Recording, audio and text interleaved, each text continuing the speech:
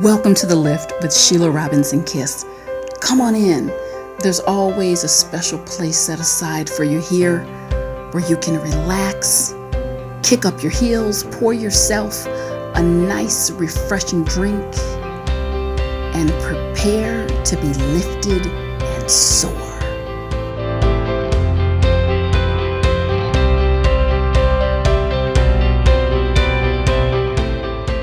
Thanks so much, everyone, and welcome back. How to be more happy in general. I think most people are out here doing the same thing. We want to be loved. We want to be happy. We all hit stumbling blocks. And today's video is really going to just dive in. We're going to answer that question, how to be more happy. How to be more happy in general. I've said it before and I will say it again. I'm a very simple woman, singular focus. I understand exactly what my purpose is here on the planet, and that is to keep you lifted, keep you on the road, keep you on track. If you are the Mercedes, if you are the BMW, the Jeep, what have you, I am the fuel. Watching these videos is like pulling into the gas station. Get fueled up, get full, and be on your merry way. Burn the fuel and use it all. So back to the video, how to be happier in general. If you had sat in a small office, a closed-in space for nearly 20 years, listening to the stories of thousands of people and sometimes groups, listening to them share the highs and lows, what they've gone through in life, and all that involves, you would probably be happy. You'd probably happier in general most of the time. And why? Why? I'm going to tell you exactly why. Because in those hours, in those days, in those weeks, something magical was taking place. The formula just for success in love, life, and relationships has been revealed. And I'm here to just share all that information with you as a pure catalyst. So if you want to be happier, just happier in general, more relaxed in general, lean in, because I'm going to share a lovely, uplifting formula for you. There are three things I want you to think about that will get you there. And number one, realize this. People become what their experiences allow. People become what their experience allow. A lot of us are singing the blues. We're singing the blues because this person, that person, I got this situation. Throw that out the window today. Because when you zero in on one simple fact, people become what their experiences allow. It's elevating in and of itself. Let me share a story with you. In 2007, I got a call from the courts that I was working with, court-mandated client. That was primarily 50% of my practice back then, and they wanted to send through a case. This man was an active member of the Ku Klux Klan. He had done something to get himself into some trouble, and so he was court-mandated intensive group and individual anger management therapy. So, they're running this down, and my first inclination was, I don't want to deal with this. I really don't. It sounds like, give it to someone else. I stopped myself, or should I say something stopped me. And it's like, wait a minute, hold on. Let's do a double take here. I decided to go ahead and work with this man, and I've never regretted that decision. It would be 3 full sessions. It took 3 full sessions for this man to even open his mouth to say anything. And I think he realized, you either play ball, or that little sticky legal situation, that's not going anywhere. So at any rate, it was the 3rd session. He started to open up in his own way about his experience with the KKK, why he did what he did. Long story short, I was riveted the whole time. But one thing that just stayed at the forefront of my mind was, wow, I hate everything that this group, the KKK, stands for. But listening to him, I understood the evolution of how his mind became so bent and how he started to engage in the activity that really had landed him in a lot of hot water. Fast forward 4.5 months later, I see this cutest little teddy bear and a card that he had left, and I won't get into what the message said, but it was just a thank you, a heartfelt thank you, some other revelations, and I knew that experience had also changed him for the better. And again, it crystallized. It doesn't matter how it looks to you, or how someone else's experiences may bump up against yours. I'm not condoning anyone's bad behavior or praising anyone's good behavior. The fact is, what you get from any person at any space and time is based on their experience. And imagine that those experiences are reinforced again and again and again. Some people never get an intervention. They never get an intervention. So people live their entire lives in states of degradation. So whatever your experiences are, be they positive or negative, but particularly if they're negative, it's your responsibility to give yourself new and refreshed experiences to lift up your soul. So the people that you meet who are in pain, hurt people, it's inevitable. Trace it back. They hurt people. And it's one thing to hear that with your ears.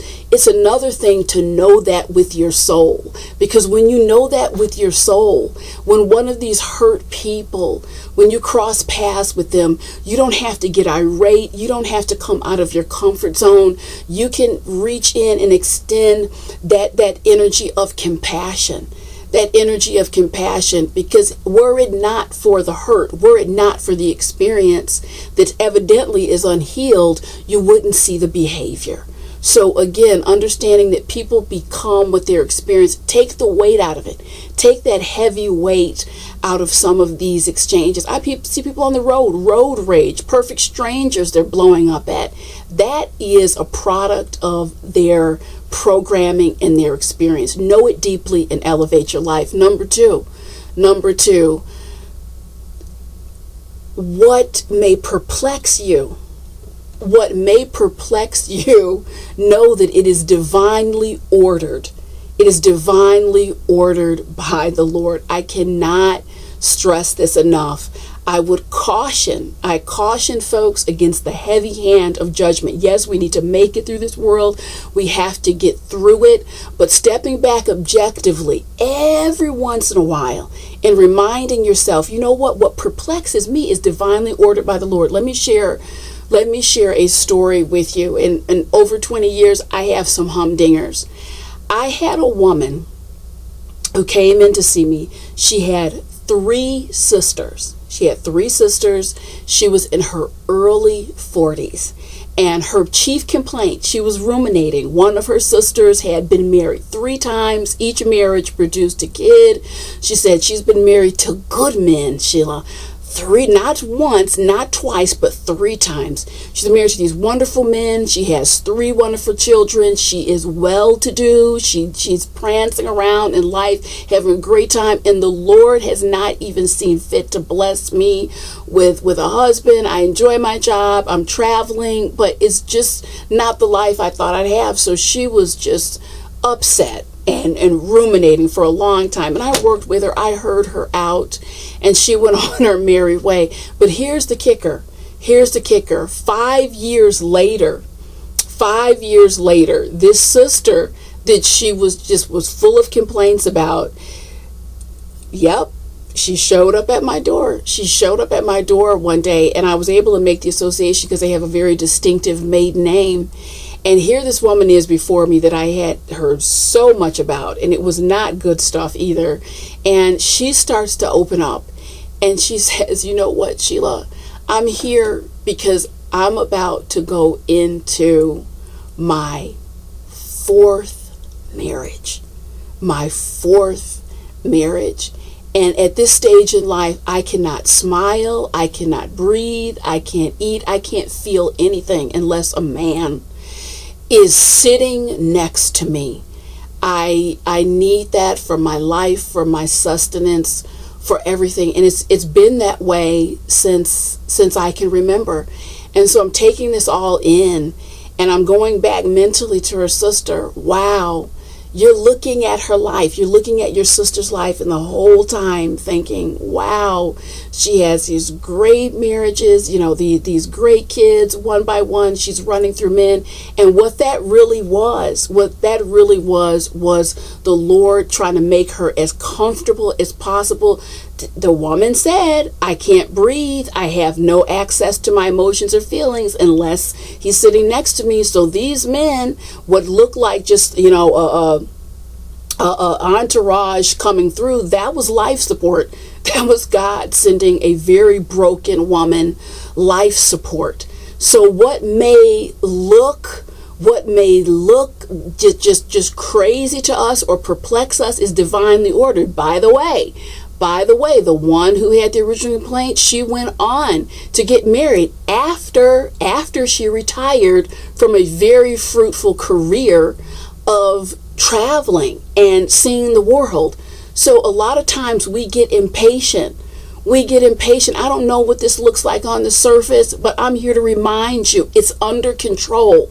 It's under control. Everything is divinely ordered. You don't know what people are working through in their life, what their contract is, what God is working on them and within them individually. So it's very important to realize that for yourself, and also to extend that same courtesy to other people. I remember I met Mr. Kiss, and he told me, you know what, it's so funny that 8 months before we met, I just cold turkey. I stopped smoking. And I said, praise the Lord. That would have definitely been a deal breaker. So, the nuances are being worked out, and what you consider a valley. Sometimes you're like, I'm depressed. This hasn't happened. The job hasn't come through. Perhaps that's your time for preparation and reflection in anticipation of what's to come.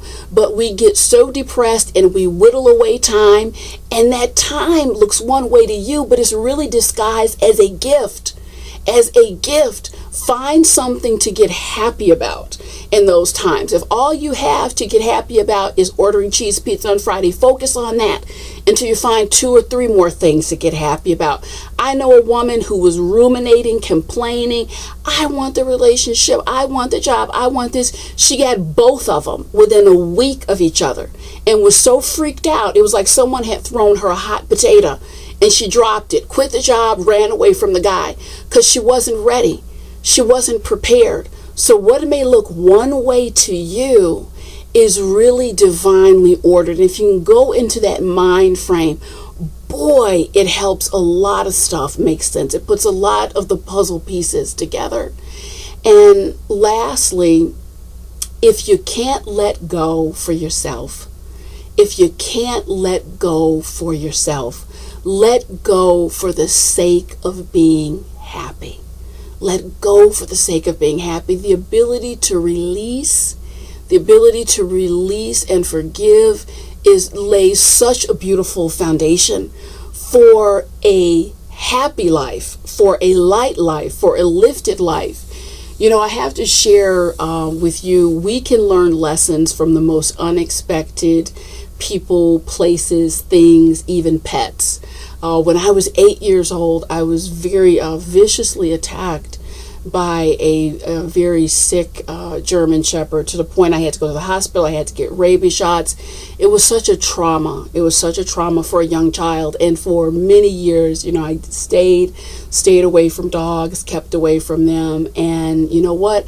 I know I needed to let that go. And a beautiful little Yorkie entered my life here recently, and just a tiny little ball of joy.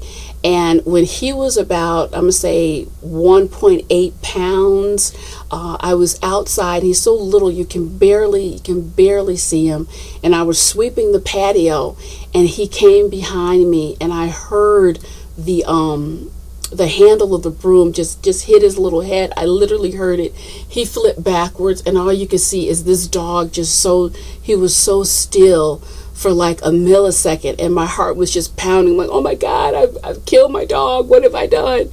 And then he popped up full of life, shook his head, and immediately just ran into my arms, and just with hugs, kisses, licking my face.